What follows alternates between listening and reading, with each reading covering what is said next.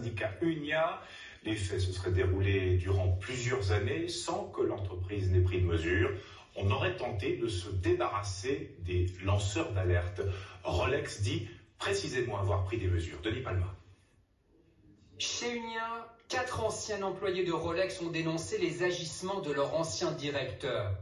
Il a régné, dit l'un d'entre eux, comme un prince sur son département, entre 2016 jusqu'à la fin 2023, date à laquelle ce chef finira par être licencié. Parmi ses employés, Nathalie, qui a travaillé chez Rolex durant plus de 6 ans, avant de quitter l'entreprise écœurée. J'ai subi durant des années de la part du directeur de département des propos déplacés, sexistes. Un exemple, lors d'une sortie d'entreprise dans un bar, j'ai eu droit à des questions sur mes sous-vêtements. Elle a informé les ressources humaines, mais rien ne s'est passé. À ses côtés, le cas d'Eric. Après 10 ans de boîte sans accroc, changement d'ambiance dès la nomination du nouveau directeur.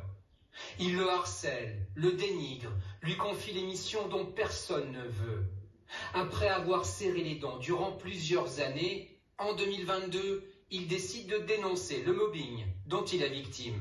C'est alors qu'il est licencié pour un motif que le syndicat juge totalement injustifié.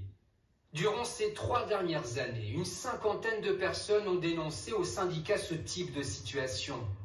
En parallèle, certains saisissent l'office cantonal de l'inspection du travail qui procède dès lors à une enquête. Un audit interne puis externe sera mené chez Rolex. Pour Unia, la gestion collective de ces cas est insupportable.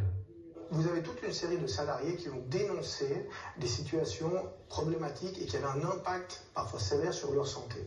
Et aujourd'hui, après ne pas avoir été entendues, elles ont été stigmatisées et finalement certaines personnes ont été licenciées. C'est le cas aujourd'hui d'un salarié qui a pris la parole pour remonter non seulement ses problématiques à lui, mais de l'ensemble du secteur. Et l'entreprise, après des mois, malgré le fait qu'elle a mis en place par la suite un peu forcé un certain nombre de mesures, elle licencie les victimes. C'est-à-dire on ne peut pas mettre sur le même plan les victimes et ceux qui ont agi de manière parfois illégale ou en tout cas hautement problématique. Contacté, le service communication de Rolex nous a répondu par mail. Après avoir fait le constat de dysfonctionnement dans l'un de ses services, Rolex a immédiatement pris les mesures nécessaires afin de mettre un terme à la situation.